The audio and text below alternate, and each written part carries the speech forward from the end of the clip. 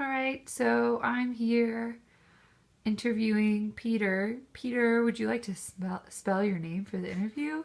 Peter, Peter, Yang, Yang. How old are you, Peter Yang? 22.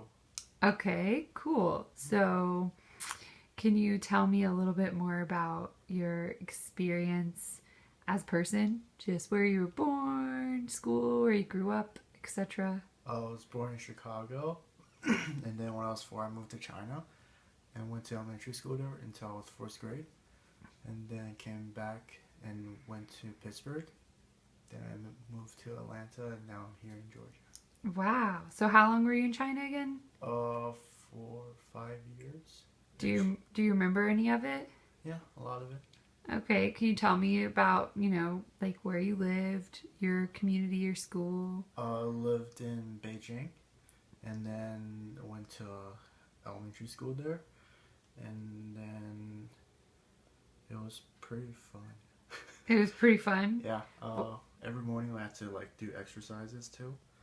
I guess, and then yeah. I don't know. What was your favorite part about being in China? In China, food. Food? Definitely the food. What's the difference, or what's one thing that really sticks out to you that makes Chinese food different than American food? Well, in China you can just walk to anywhere and there always be food. it's easily accessible. Okay. It's cheap. And it's good. What's your favorite food? I treat all food equally. Is it true that you were late to this interview because you were eating? A little bit. So tell me a little bit more about your family. Family? I have one half sister, and she's It's okay. I don't even know. Sometimes I get confused about my siblings' ages too. So is she your mom's biological child or your dad's biological child? Dad's. Okay, cool. So when did they get married? When I came back to Pittsburgh. Oh, okay, cool. It was 2000-ish. Okay, so you moved to China with your... Yeah, my mom's grandparents. Okay, cool. Can you tell me a little bit about them? Yeah. I live with my grandparents, and I also have an aunt and an uncle, and they also have I have a cousin, and he's 3 years younger than me. Wow. Yep. Does a lot of your family still live in China? Yeah, they all do. Wow. Okay. Mm-hmm. Do you ever go visit? Almost every year. When do you go visit usually? During the summer. Okay. Is there any reason, just because of school or? Just visit families. Okay, awesome. So we're learning about the re-education program in class, as I'm sure you know. Mm-hmm. What experience does your family or do you have with that, if any? So for my dad's side, my great grandfather was considered a capitalist, and therefore he was a counter-revolutionary. And after he died, my grandparents were labeled as counter-revolutionaries as well.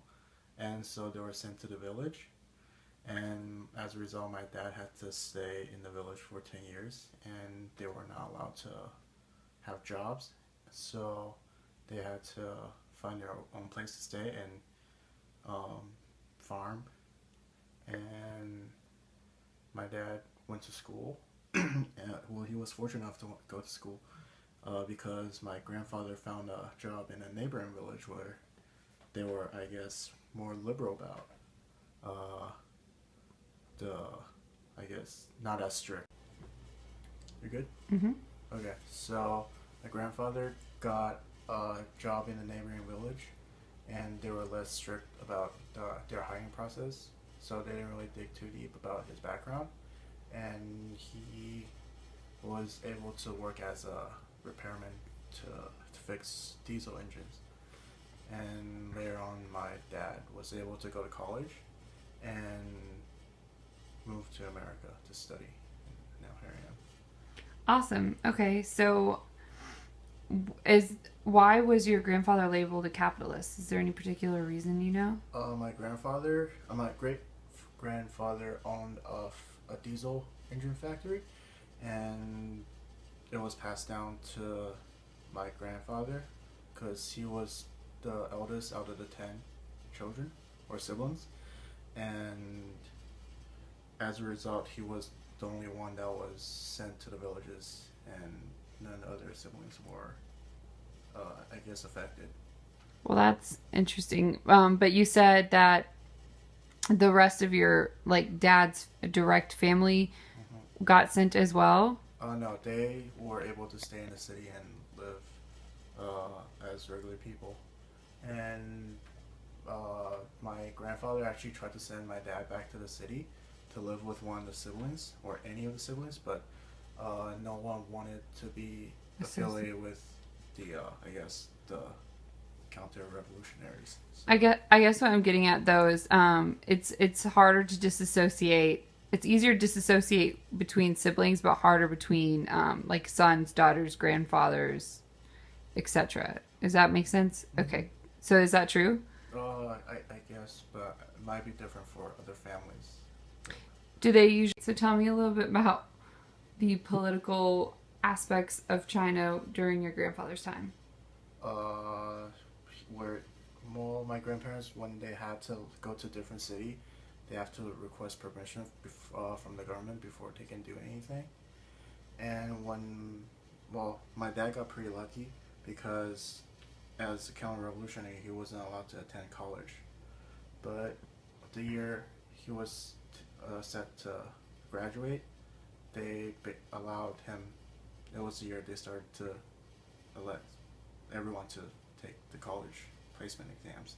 So he was able to attend college because of it. That's awesome. Yeah. So tell me a little bit more about your family, where they used to live and everything.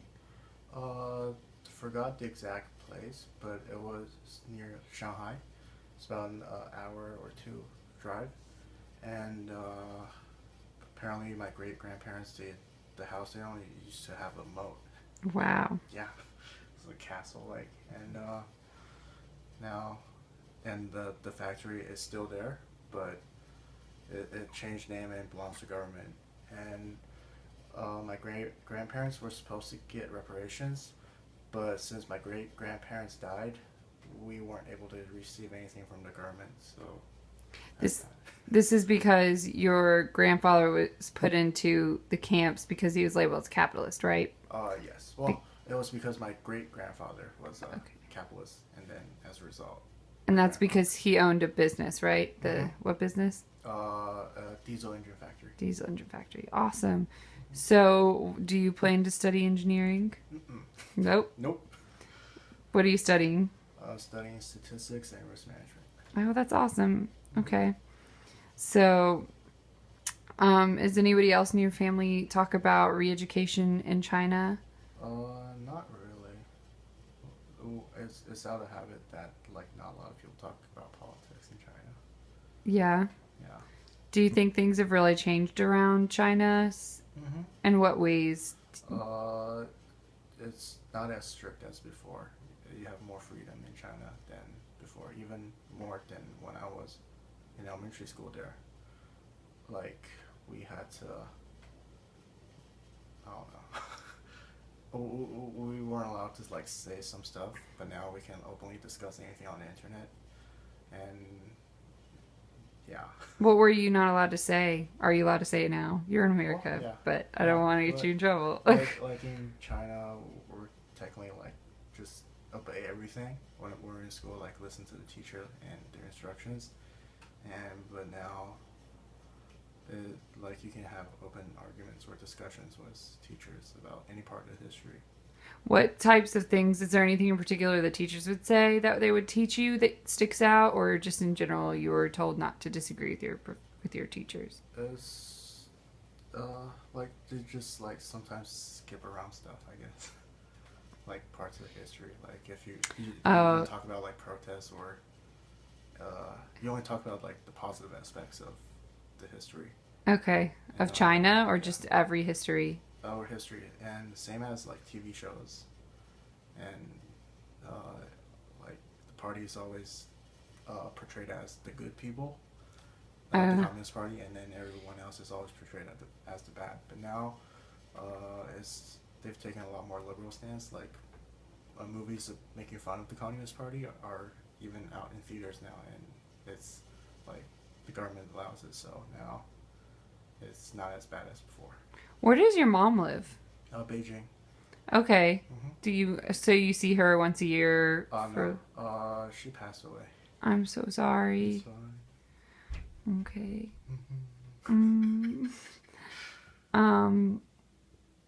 So what does your dad think about China and the party and everything, knowing what he knows about your great-grandfather and your grandfather's experience, and then him nearly escaping it, being able to go to college? He good? Yeah. Alright. So my dad thought that was a very challenging and tough part of his life, but he was actually glad it was part of his life, because now he was able to handle stress and a lot of more, well, I guess is more optimistic about everything. And because he says, like, I don't know, he does